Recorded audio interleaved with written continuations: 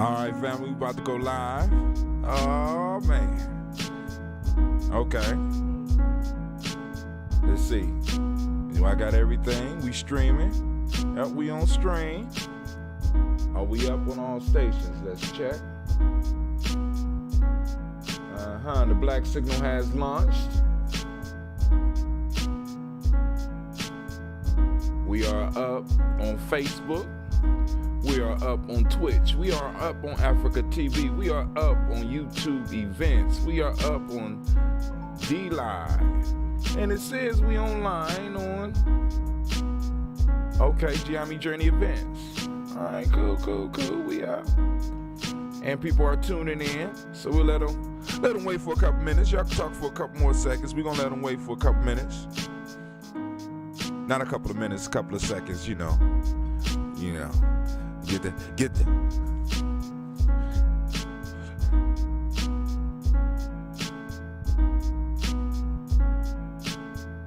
The sound is good.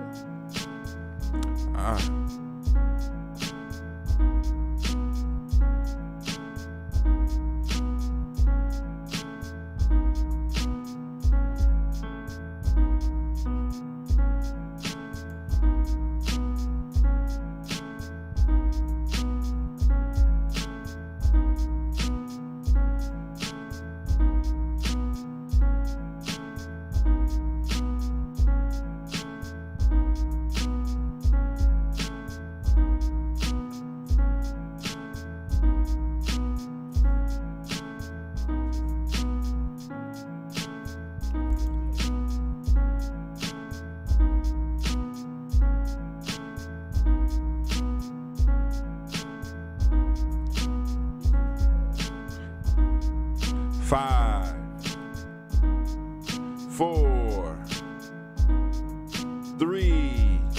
Somebody got me in the background. 2, turn it back down in the background. Listen on the phone. 1, let's go.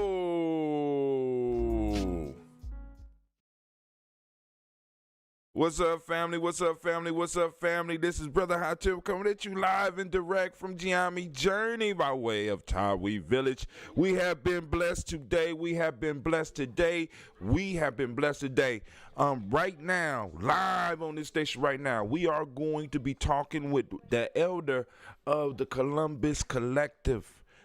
You know what I'm saying? This brother has been in the trenches for a very long time. This elder has been in the trenches a long time, and he is the Baba of Babas, coming at us at a ripe 94 years young, and he is still producing content.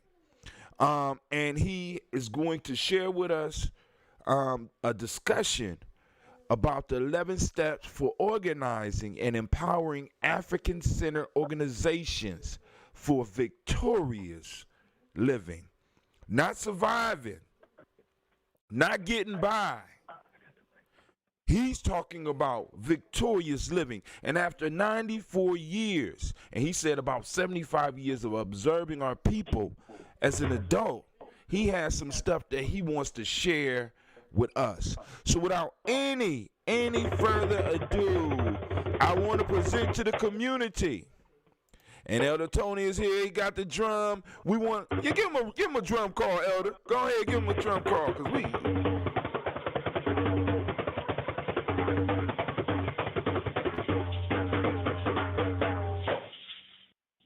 Family, I introduce to you the one, the only, the hardest working man in black business. The originator of the Afro. Before this man, there was no Afro. He the one that came up and the term Afro. Now, but seriously, in all seriousness, this is my Baba, the brother that has basically opened the path for me to do what I'm doing right now, and has opened the door for many other people, not only in my generations, but generations before mine and generations after mine. We want to give it up for Elder Baba Moriba Kelsey. All right. Wait, hold on. Where my crowd at? Where my spiritual crowd? Get up. Oh, they scared. Man, I got a spiritual crowd here, Baba. They scared of COVID-19. All right. That's all right. We, So, I'm so pleased to be able to just talk and share and receive with you tonight. And it is a special for me. This is a special occasion that uh, and to share at least some things I've been thinking about for a very long time, and some of them is.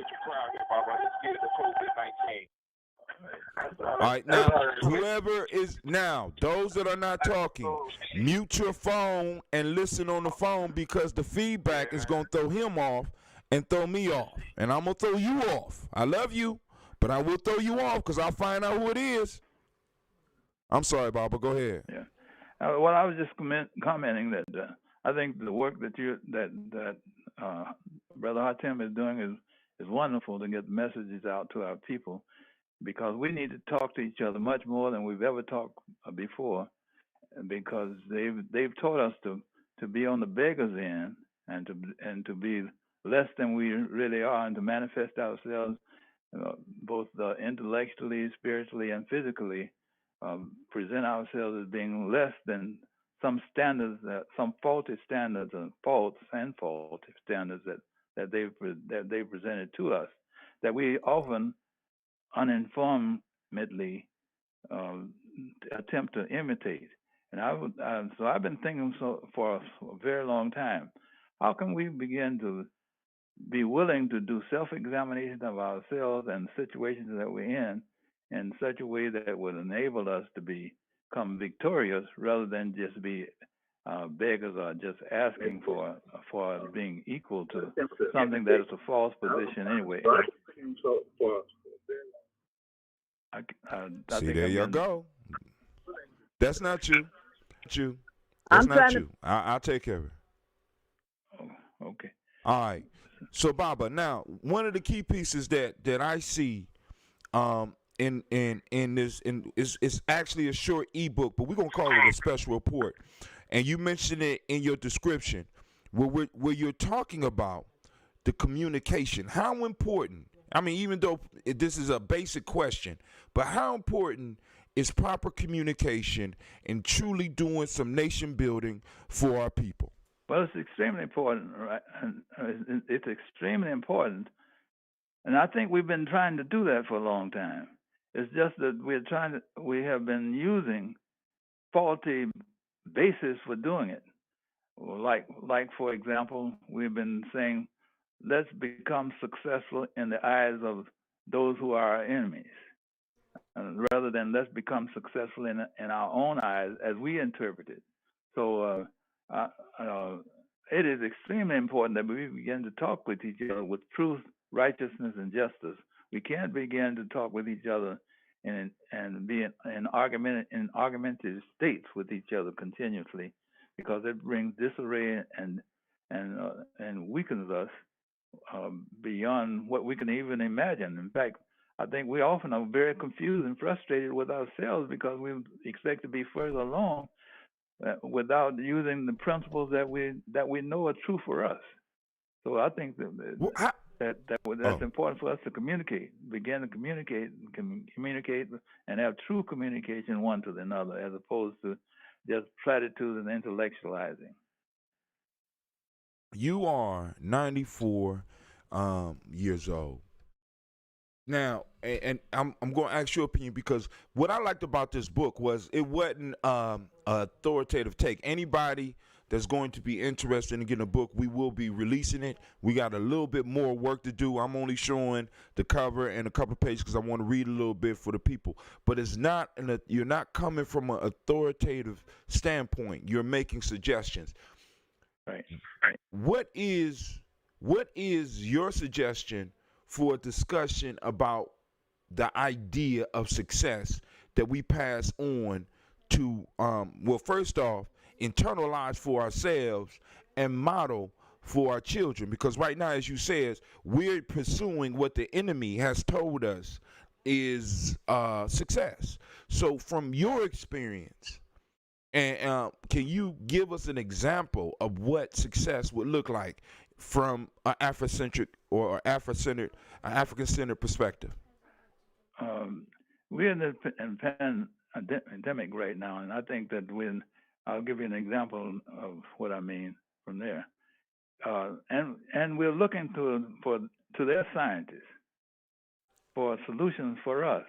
Yet I heard a sister from the D.C. area who said that our symptoms are not even the same, and so Mm.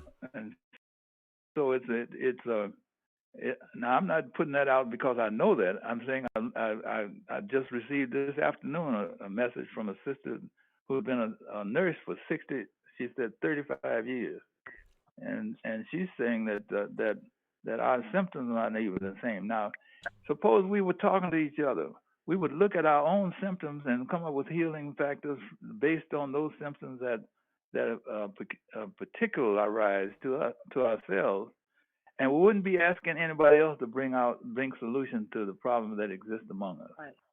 Now that's what I consider to be. We empower ourselves to heal ourselves. What I guess is We another short way of empower saying. ourselves.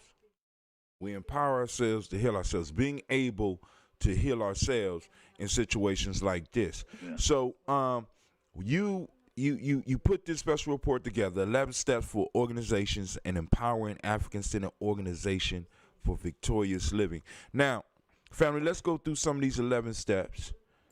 Now, when you get it, you get the little.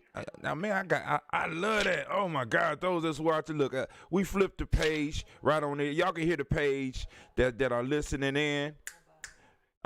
So now we got the 11 African keys. We got the first one, unity. We got health. We got divine. We got the supernatural. We got action, vigor, commitment, relationship, fertility, economics, and intelligence. Now, Doc, out of all of those, which one you want to hit on first? Well, well, you know, I want those of you who know me know that I want it on unity first. Why unity? Because Don't have. you know that provides a pathway. Otherwise, we're being spurious, going in all directions. I mean,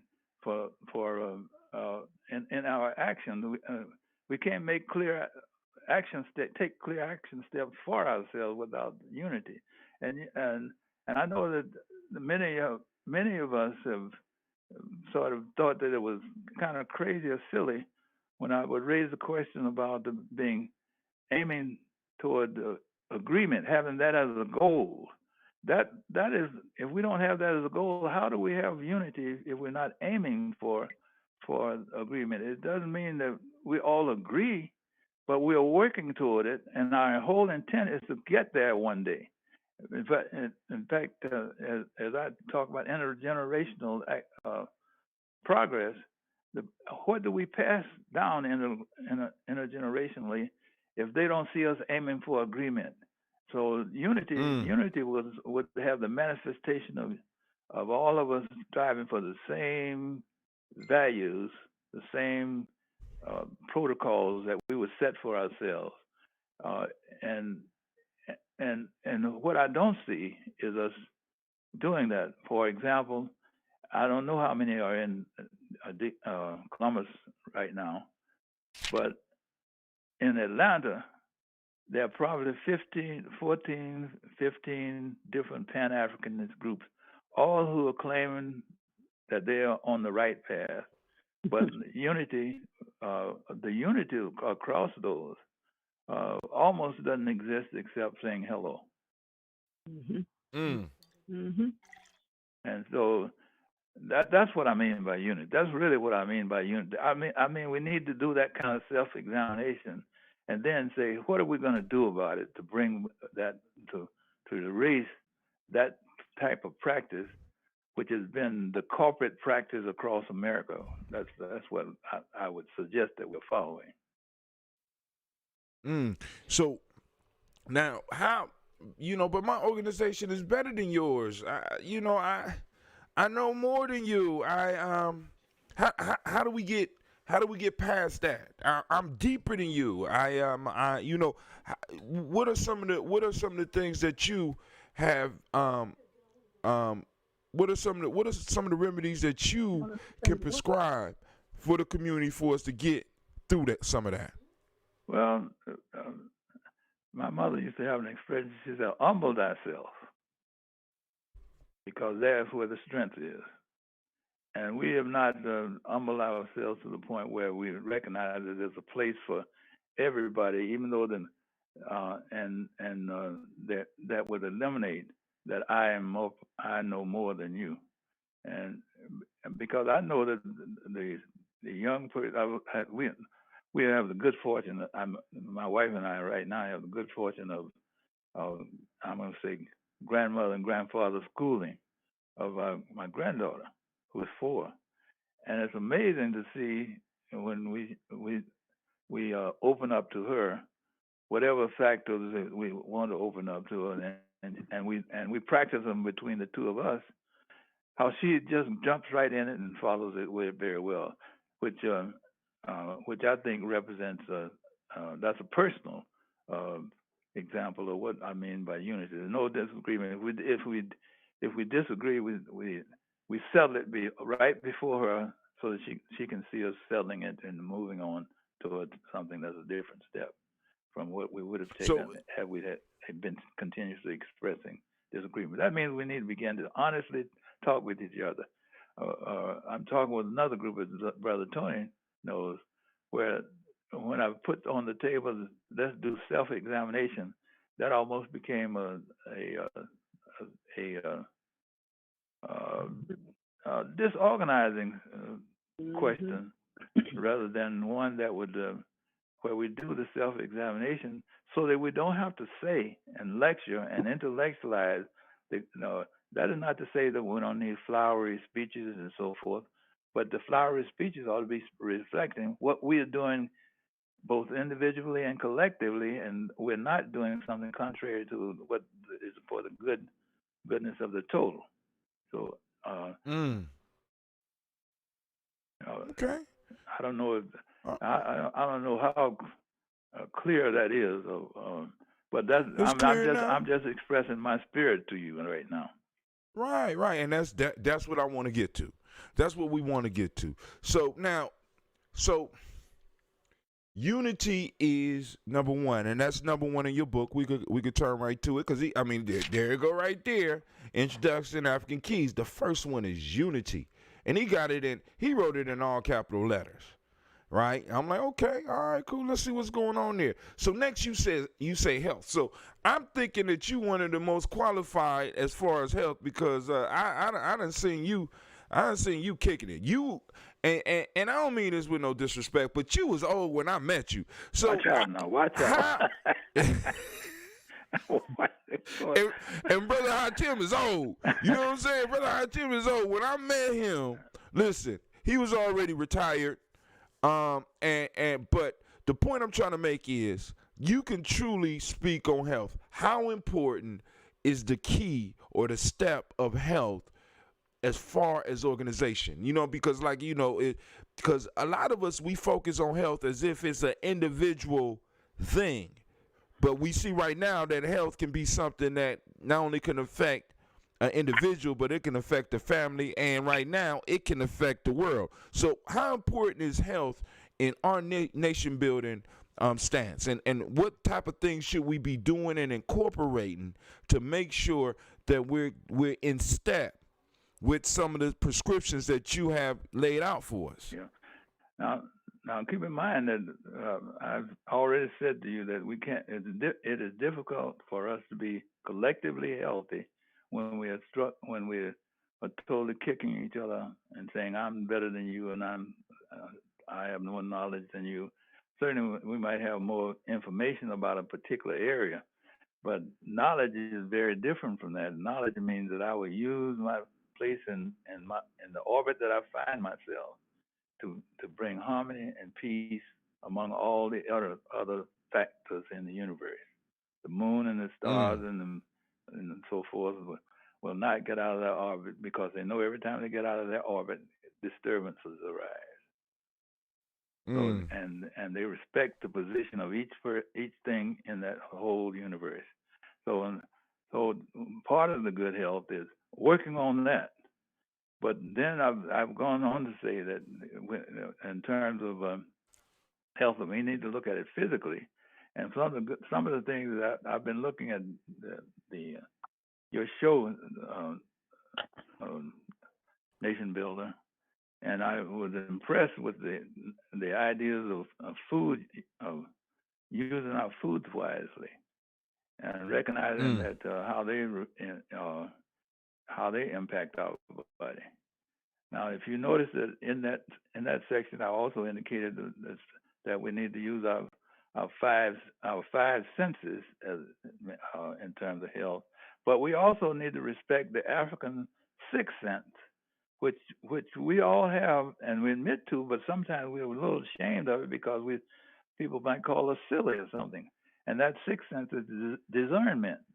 How can we be healthy if that's a part of our constellation, and we fail to use that and be proud of using it, so much so that we uh, um, can say that I feel this and know that it's not just the arbitrary feeling. It is as real as any other sense, as seeing out of your eyes. So, um, so I'm suggesting to us that there's nothing mysterious about that. We let people fool us into believing that only the one God whose name we have become familiar with, but may not have been what we even call those things in the past. Mm. So Mm. I'm saying health represents a broad spectrum of things that we must, but we must stand on solid foundation, and that's what I'm trying to convey in that area of health is that the foundation is more than typically just the physical aspect, it's physical, mental, spiritual, and so forth, all of those, and that too is aimed toward the agreement that would bring health to Hatem from El Moriba. See, and that I would get health from Hatem by my interaction also with Hatem. We may not agree on whether we dance this way or dance that way, but we know that we have to extend ourselves in one unified force to be healthy. And I think that's certainly I've listed some detailed things in that section, but and I'm going to write more about that too. I might tell. I promise you. But but the health that I'm talking about goes beyond just the health that typically is discussed in the European frame of reference. Am I making sense to you all? Yes, sir. Yes, sir. Discernment. Now, see, because this the whole discernment piece. Because discernment can get you in trouble, Baba. That makes people feel uncomfortable. You talking about plugging into something that's super deep. How do we start training something like that within our tribes, within our organizations, within our families? How do we start training the young people to grab not only let me take young people out. You know what I'm saying? Because we all got stuff that we need to learn. This whole discernment piece, because that was one of the key pieces that stuck out to me. You talking about that sixth sense, that discernment. How, from your experience, how do we develop that, and how do we train ourselves to become comfortable with expressing that? Because in this culture, you know what I'm saying, the feeling thing, especially for men, it is viewed as being feminine. You know what I'm saying? This feeling, and you should have total control of your feelings, and you shouldn't express it, or you should be mad all the time, or you know what I'm saying? How do we train people to use their discernment, and how do we get people comfortable with expressing what it is that they're feeling? Well, in ancient writings, it was not unusual to find that the people were expressing things that they saw beyond the human eye. But I don't want to go there right now. But but keep in mind that we've been trained away from what was our natural self. Now we have to start there. That's why the self-evaluation is so important. We have to have a willingness to say, why are we in the state that we're in now? And one thing we can do is blame somebody else for everything. You know, we can blame. Now, I'm fully aware of the fact that we were enslaved and that we were captured, and that we.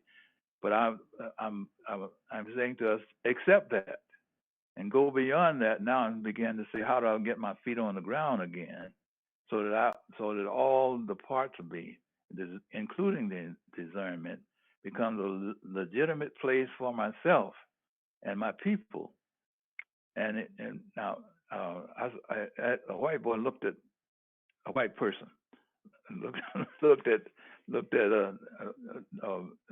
book that Hatem also has about the geniusness that's among us. And he said to me, oh, he came out the next day and he said to me, you know, that's a wonderful book. That's a part of us too. And I said, yeah, that may be. That's your choice. I said, but the target person was African. And I think that we have to be willing to target ourselves in the face of people who, when you do something that's right, accepting that praise as being genuine, and looking for that kind of reward. Well, my rewards come when I see Taiwi Family Village and the different Pan African and Africanist groups begin to say, we are one, and we will feed our own people, and we know ways to do that, and I think we do. Family, now, and don't be family, ashamed. family. See, if that's a part of me, why would the right arm be ashamed of the left arm? That's true. Discernment is just as valid as any other sense. And let me just go a step further. This writing that I'm doing now is not a closed writing. The opportunity to present it to you and to anyone else is to say it's open. Let's talk about these things. And so that's why I appreciate so much what we're doing tonight, because I think we need to talk about these things.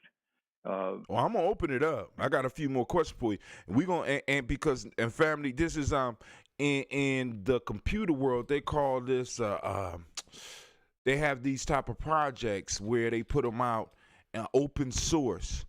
When he created this with the idea in mind, even though he might not have the language or the words for it, but it's an open source project. So right now, as far as us and nation building, right, he is presenting discussions that we have, not rules, not laws, things for us to consider and to get in and start digging in on and either start proving or disproving and having major discussions. This is like the beginning of a university, so that we can have the discussion. But before I open up the lines, because I'm going to open up the lines. Go ahead. Let me say, it ends with, now the work begins. That's the last. It ends.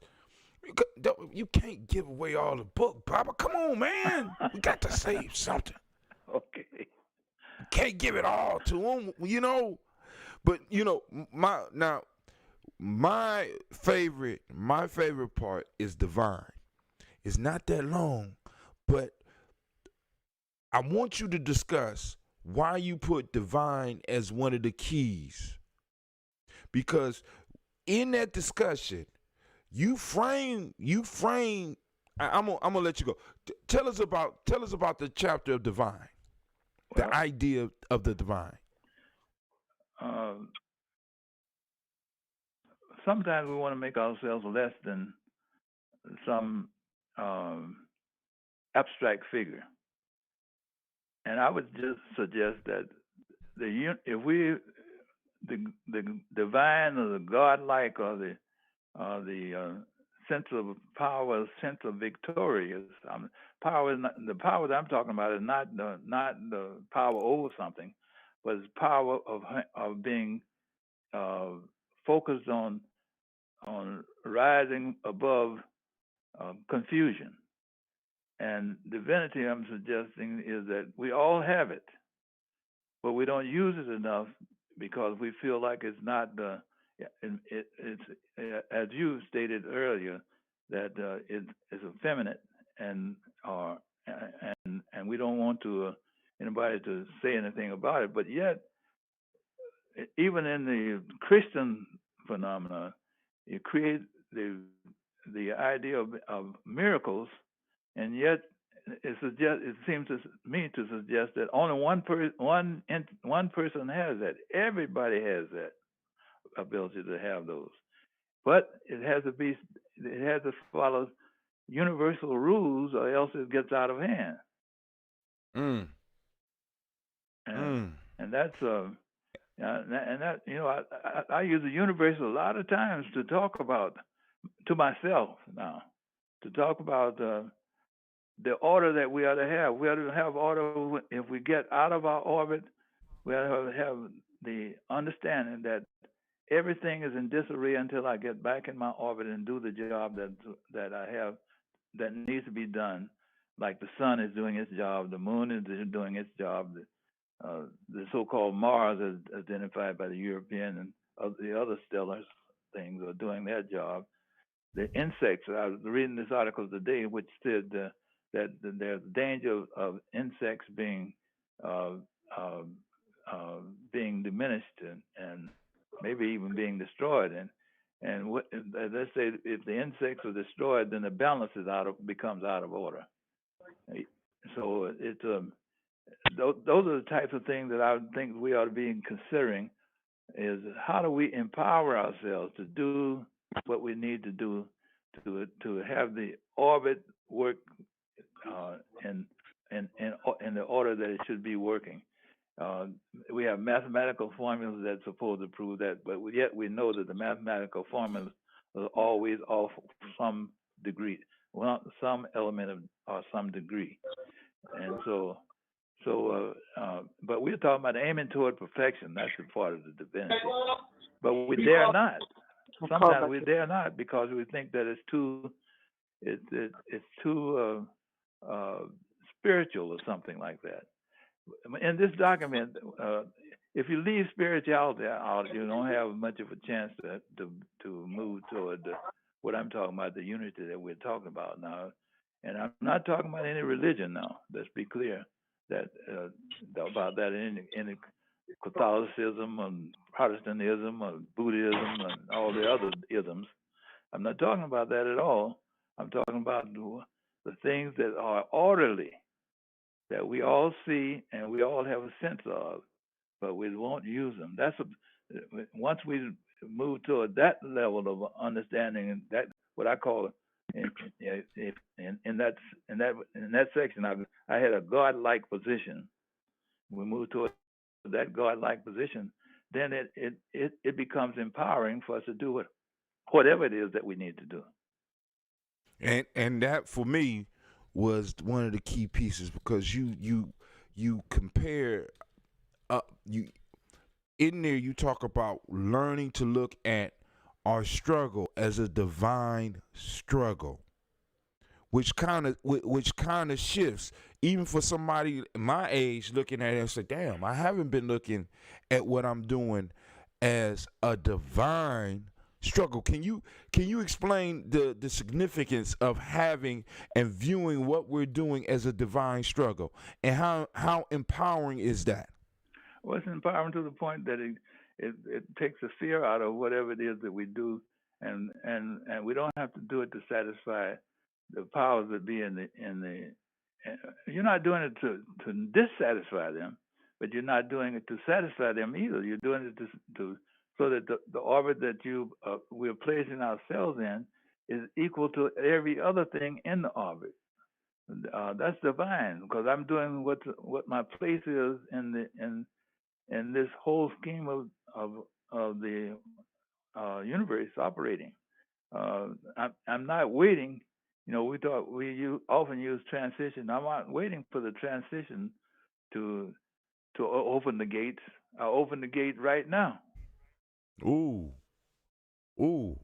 You take the power in your own hands. So, family, we're going to take a small break. And when we come back, we're going to open it up because, because right now the black line is packed. We got the minds sitting up in here, and we're going to going to have a discussion, a family discussion with the Baba of the village. But let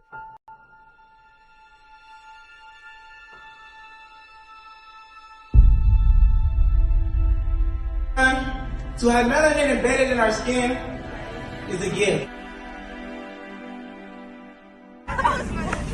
Oh my gosh, when I say too black, you say too strong. Too black. Too strong? Yeah.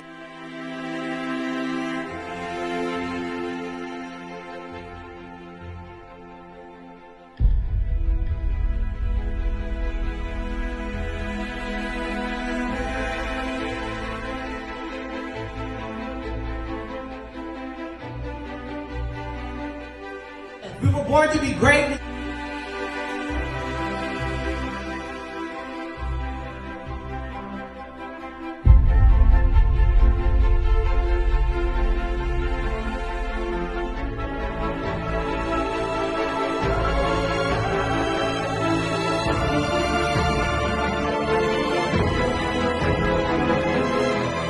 Oh my gosh, when I say too black, you say too strong. Too black.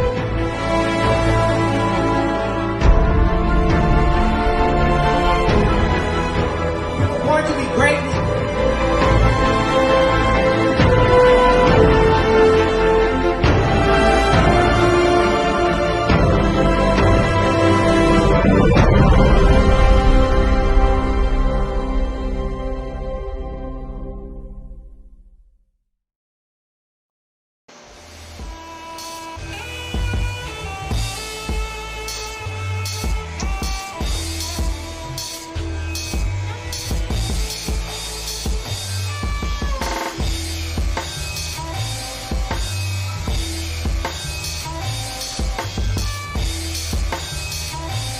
Peace, family. Yo, thank you for joining us. Right? And I'm thrilled to announce the fact that we are now releasing our first free e-course. Come and learn about Gye-Nyame journey, see some of the stuff we do. Come and join the tribe. Tribe up with us and check out the free e-course. We'll make sure that the URL pop up right about here. And it'll probably be somewhere in here. Check us out, family, because we are building. Come and learn about Gye-Nyame journey, and let's build together. That will disintegrate the model all the more so. Right. And I also thought of George G. James, because underlying a number of the things you said is this notion of what we keep running across in our ASCAC study group reading, and Elder Alona and I as our Medu-Netra study class, and this is the idea of the gestalt. That's right. The whole being better, the whole, I can't even say it now, but the whole being better than the sum of its parts, in a manner of speaking. And so, and lastly, George G. James, he noted that the Greeks would come to study in Kemet, and what they learned, they stripped it of a spirit component. And it just dawned upon me, while listening to you, is I think that's actually what I'm trying to do in terms of how I'm thinking about a number of the things we in Gye-Nyame have written down and put together, and thinking about putting little math lessons at least 3 different levels to express some of these same concepts. And I'll turn the mic over. Thank you. Okay. Well, I think we're right. I think that's right. We got to begin to think beyond. We have to apply the things that we know to be true to ourselves, and not not back away from them, because they're not going to fit the curriculum that we find in most churches, in most schools, and most governments that are in power right now.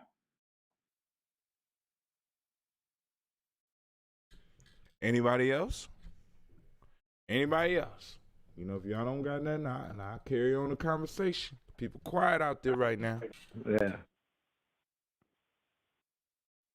Permission to speak? Yeah, well, Yeah, it definitely hit the whole of the understanding that unity is divine. that's right. And so when we say minute by minute, hour by hour, that's a divine statement or a divine piece.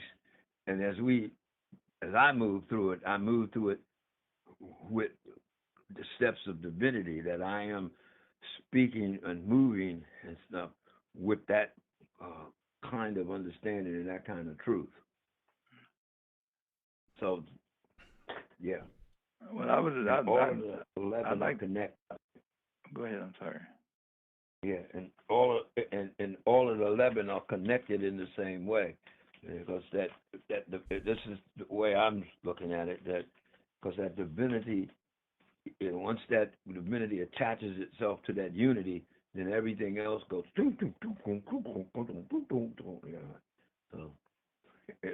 So, thank you.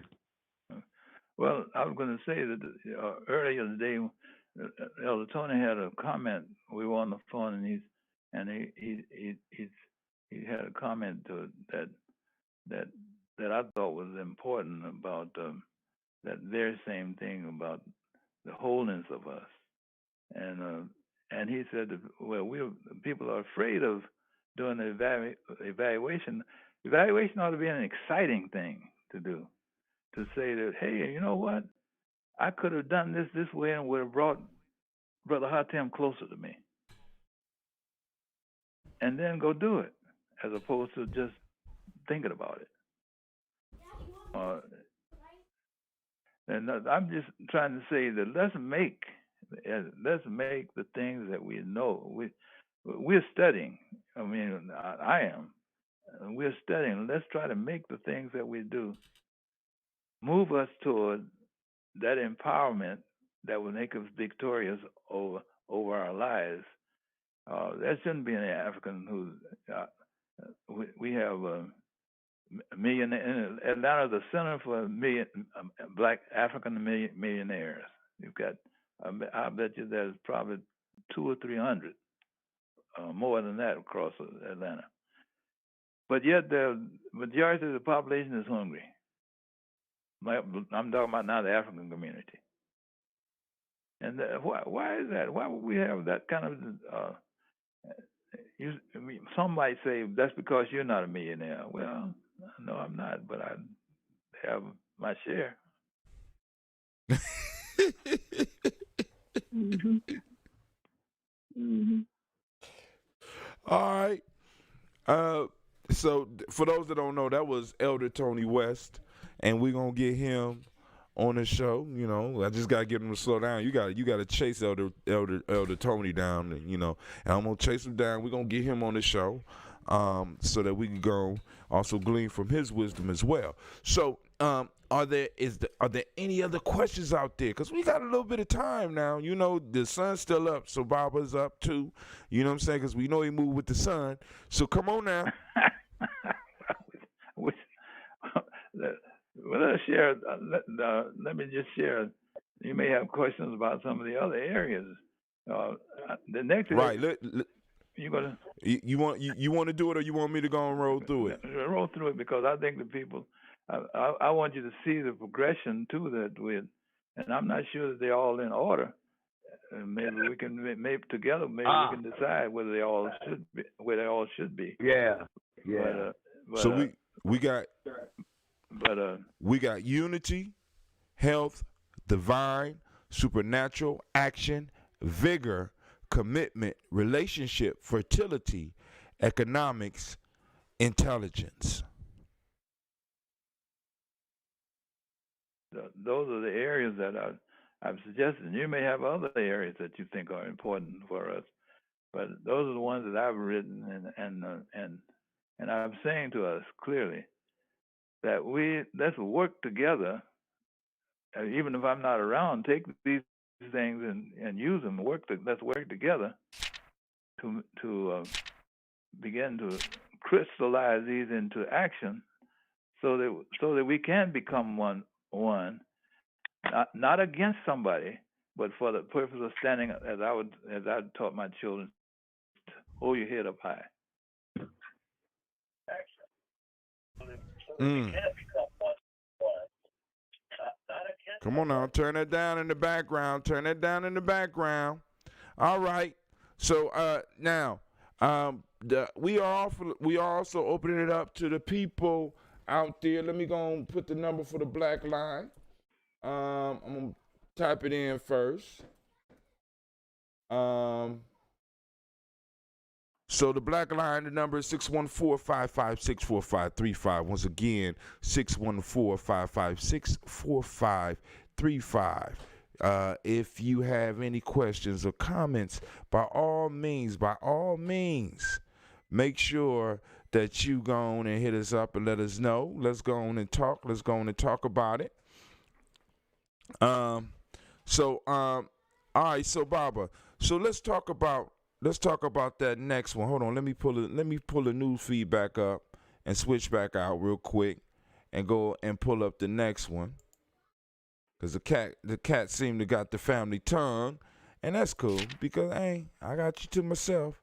We got supernatural. What is it? What should we be looking for in this supernatural? Well, in a way, that's a misnomer, but in a way, it's not. So, what seems to be natural right now for among us is this right to be my individual self any way I choose to be, as long as I think I'm right. Now, supernatural is, to me, means that I have the identified personal responsibilities to be moving toward making sure that I'm strong, collectively beyond myself, and even if it takes miraculous things to do it, beyond beyond the PhDs or the university's approval, or beyond the church's membership, or beyond the.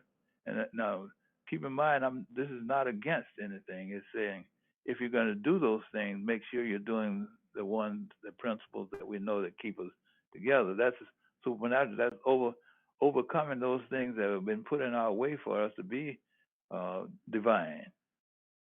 And there are many things in the that I'm sure that people in the listening audience can identify that are put in our way to keep us from being divine. For example, I have a publisher who published a book for me, who my wife was looking through Amazon or one of those publishers like that, and she said, "He's selling your book behind your back." Now the guy's talking to me every day, and now he may consider that to be all right. And so I called him to talk about that, and he said, and he's not answering my calls, and I think because I told him we need to talk. But the thing that I'm saying is that when we do things that are for the purpose of individual aggrandizement, regardless of whether it impacts those around us. And when I use collective, I'm talking about African people generally, because we have the struggle of one nation across the world that we have not even. And when we can't do one nation in our families, and that's even if we got success.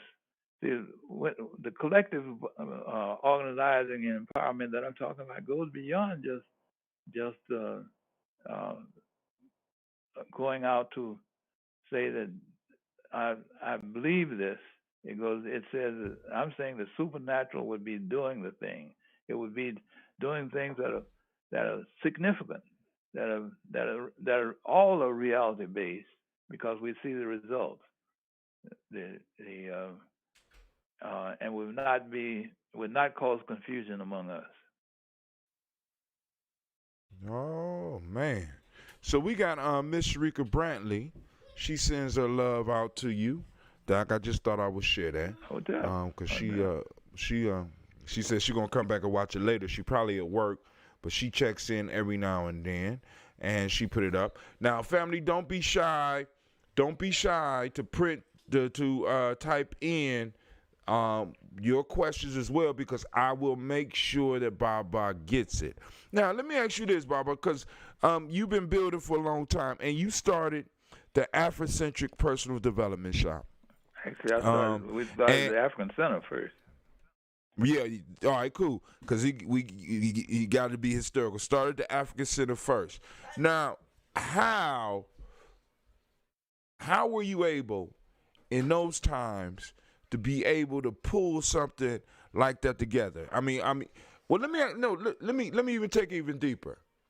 If we look at these times now, how much different now, outside of the technology, are black folks now, from your perspective, to back then when y'all was able to pull the African Center together? We might have had a higher level of unity then than we have now, because we've been trained away and assumed. This is something I'm going to say probably in the temple 2 weeks from now, some weeks from now anyway. If we look now, the unity that we had in our communities at one time, that no longer exists, because we've aimed at the confusion that Trump has put in front of our place. The Trumpism, I'm not called the person. The person doesn't make any difference, because it's the same system that he's practicing. That's in your governor and in the government and in the schools and in the temples often. So and we're not willing. Sometimes we're not willing to look at that as being that way. But so I say, well, maybe it's natural for a dog who's on a leash to be trained and follow the training that his master gives him. Maybe that's natural. So let's talk about supernatural. Let's go beyond that. Is what I'm trying to say. Don't pray for it. Act on it. Don't just pray for it. Act on it. Don't just pray for it. Act on it. Yeah, don't just pray for it. Act on it.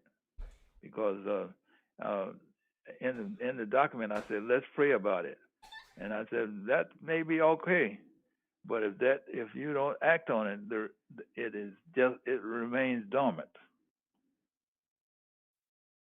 If we don't act upon it, it remains dormant. All right, and I'm saying dominancy has become it seems to me has become the natural, and instead let's be supernatural about this and go beyond that. I'm not talking about the movies, supernatural ghosts and all that nonsense. You talking about like calling on those ancestors, huh? Yeah, call them. Commercial. If you're going to do that, then act on what you call them for. Oh, so we got to take. So in a sense, when it comes to being supernatural, we got to take some action. We taking it out of the hand of mystery, and right. like we have been trained, and we're taking a little bit more control about the direction that our lives and our communities go into. And if you notice that in the document, when those of you who will get the document, it wasn't by accident that I put action after supernatural. Because that you have to have that. Why would you act before you feel like being empowered to act? Mm-hmm. And sometimes we do that just for maybe for show. I'm not sure what for. But those are things we need to talk about seriously. And if the titles need to be different for our victorious living, then we need to name. I'm fine with moving the titles around, even changing the titles, It's just that I want a dialogue among us so that we begin to grow and become empowered to take action wherever we are. Never just for the purpose. Now, if the wars come, of course, we have to be supernatural about that too. But never for we're not doing that for to create disturbance. We're doing that for the purpose of creating harmony. But we recognize that disharmony may come from outside, and we have to protect ourselves from that. That's also acting supernatural, not giving in. Right. So Permission? and go ahead. So, if I'm understanding you correctly, Bob, this notion of supernatural, if I'm in a dormant state, then pushing to the supernatural may be awakening. That's right. If I'm just laying in bed, then pushing to that supernatural means getting up. If I'm just standing, the supernatural tells me then I must act. Is that?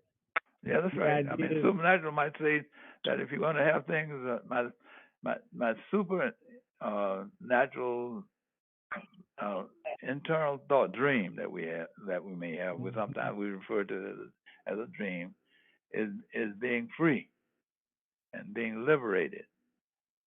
And we can dream all we want to if we don't act on it, and not asking for it, but taking it for ourselves as we define it.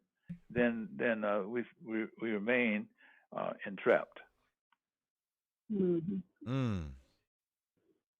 Trapped inside of inaction and false beliefs. Man, all right. So now we ain't got no questions. Ain't got no. There's no other questions. It got to be some questions out there. That's part of the learning process. Brother Hatem. Yes, sir. That last statement you just made, trapped inside of, what was that? Inaction. Bro, you know you can't ask me nothing. Trapped inside of inaction. Trapped inside of inaction and false belief. Yeah. Now, Brother Hatem did an interview with this brother John. I just call him Brother John. And he gave a definition for nigger that I think,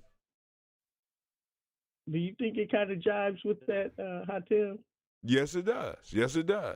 And because it's close to it. All we gotta do is add the word habit, because he said it's being trapped in a habit, a non-productive type habit. I got to get him to say it again, but because like I said, I wasn't writing at that time. But like I said, hopefully y'all keeping notes. Now, family, we will be releasing this special report, and like I said, it'll be coming out through Gye-Nyame Journey. Family, like I said, this is the beginning. But now, before we even go there, because we got action, we got vigor, we got commitment, we got relationships, we got fertility, and then we have economics. Baba, can you go and give us some of your observation on economics, especially when it comes to our community, because this is one of the things that seems to hinder us, and you come at it from a different perspective, because you're asking us to look at our resources just a little bit different. Can you go and detail this a little bit for us, please?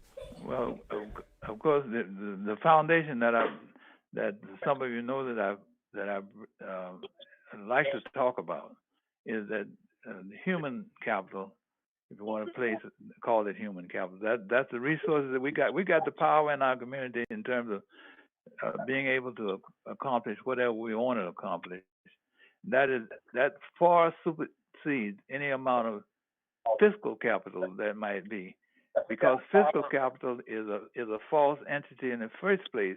If and if you don't believe that, when you saw the printing presses rolling, printing dollars to come out to America, nothing behind it but just the paper being declared, then you know that it's possible to create and destroy that at any point. The those in power can choose to do, but you can't destroy the human capital that we often overlook because we have the power as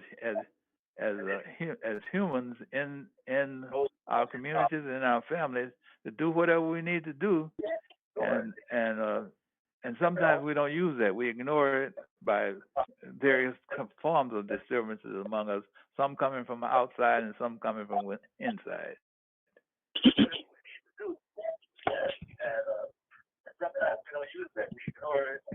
That's what I'm talking about in this. You know, but I'm also talking about you know, we have now in observation, we have a lot of activities going on around what I call fly-by-night liberation activities, and many times we fall right into the behavior, right into that fly-by-night activity that's going to end, and we see it end in a short while, and another flyby one comes back. We talk about our principles and our standards and so forth a lot, and we espouse them. But I'm calling for us to act on them. I don't know any better way to say it than that. Well, Doc, is 8:05, and I don't want to wear you out because we're gonna bring you back on the show because we got some more principles to talk about, and the Baba has another book coming out around his birthday. Actually, we're gonna drop it on his birthday, and actually, it's poetry book, and I didn't know you was an artist. How long you been writing poetry, Baba? My wife, you know what? It's kind of interesting. My wife said to me, I said, I'm writing some poems. She says she took a look at them and she said that's not poetry. It's some poetry, but it's prose. I said, well, okay. But anyway, no. Actually, I hope that the poetry to me means that there's a rhythm in the right. word and so forth.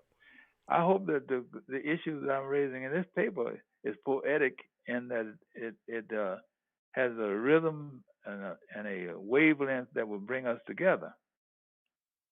A rhythm and a wavelength that will bring us together. I mean, because actually it's going to bring us together for some of the conversations that we're going to have in the Columbus family around it, because at the same time that you drop this piece, we got other brothers that's going to be brothers and sisters coming out with other stuff that lines right up with this. So this is like a linchpin. This is, like I said, the ancestors are working right now, because as a matter of fact, we was talking about the Corona-19, and I was sharing with some of the family maybe a week ago.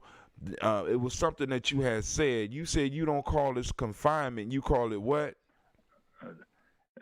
A divine experience, a divine time, because it's forcing us to stay still for a while, at least, and review and recognize that we are captives in a world that we all have very little to say about.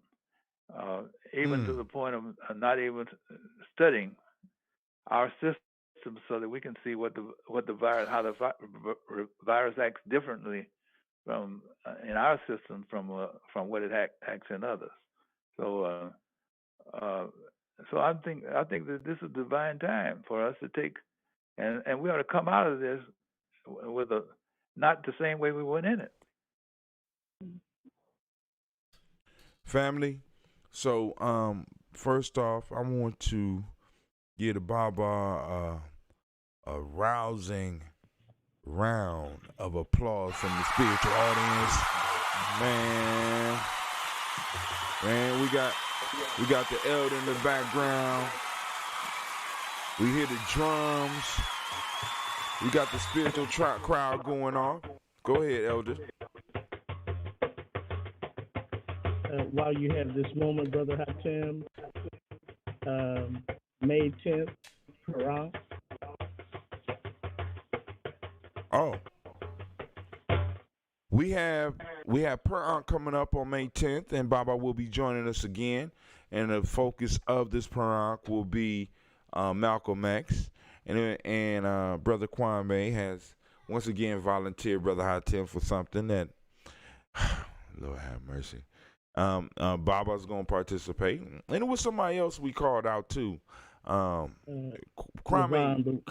We still have to check with Navita on that. Right. No, but you had another elder. Who was it?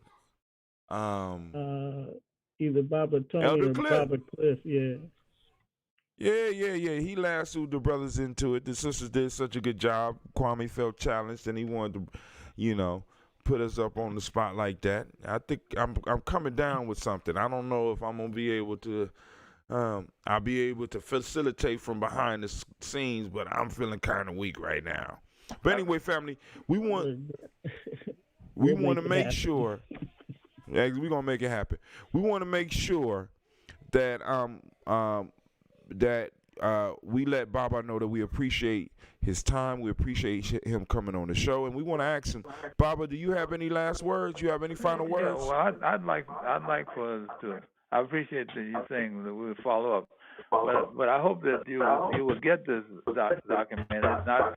I'm not proposing that it's an almighty document. I only propose that it's a place for us to look at starting. And I also like for some of the people who you've identified who seem to be coming in the same direction, for us to begin to talk and maybe on a show where we share how we are similar and how we're dissimilar, so that we can come closer together. Yes, sir. Yes, sir. Also, family, I want to let y'all know. Here we go. There we go. Where you at? All right. Family, I want y'all to let you know. When you call in, you have to mute. You have to mute. Because you can hear everything through your headphone. I will not deny you of being able to hear everything through your headphone. So you have to mute so that we could be clear and be able to focus on the speaker and allow the speaker to focus. Family, this is going to be coming out. We're going to be using the Gye-Nyame model. And this is going to be one of the first projects that we push out. So we're going to really be able to see how the community come together and how we can grow together. Baba, I spoke to him a little bit about it.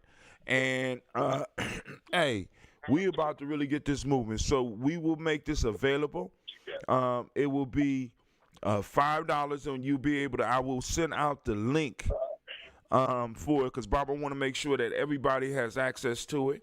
So like I said, even if you don't have the $5, go and holler at us so that we can make something happen. But we want to get this in everybody's hands so that we can start the discussion here in Columbus, in Atlanta, in Chicago. We used to be able to do it in Ouagadougou, but Sister Kim is here now because of the coronavirus. And we want to take advantage of this time. And also, family, remember, go on and support Gye-Nyame Journey. You go to GNJMedia.support. Once again, that's GNJMedia.support. And we want to once again thank the Baba for coming in. And Elder Tony.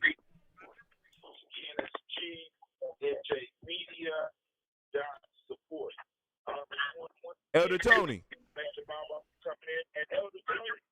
Uh-oh. All right, because I want to give Elder Tony a moment to, because he started off with some conversation. I wanted him to finish this out. Elder Tony? But, yo. All right, because I want to give Elder Tony a moment to, because he started off with some conversation. I want him to that might be Elder. That ain't Elder Tony.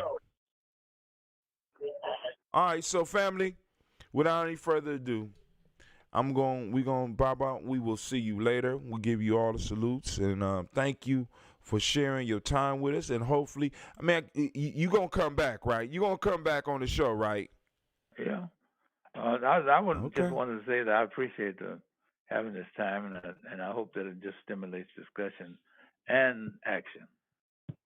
Oh man, And please pass our love to Mama Nyambe. I would do that.